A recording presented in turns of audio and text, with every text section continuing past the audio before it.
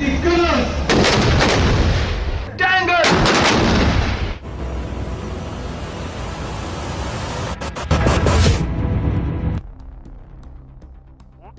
हमले की साजिश रचने वालों को उनकी कल्पना से भी बड़ी सजा मिलेगी।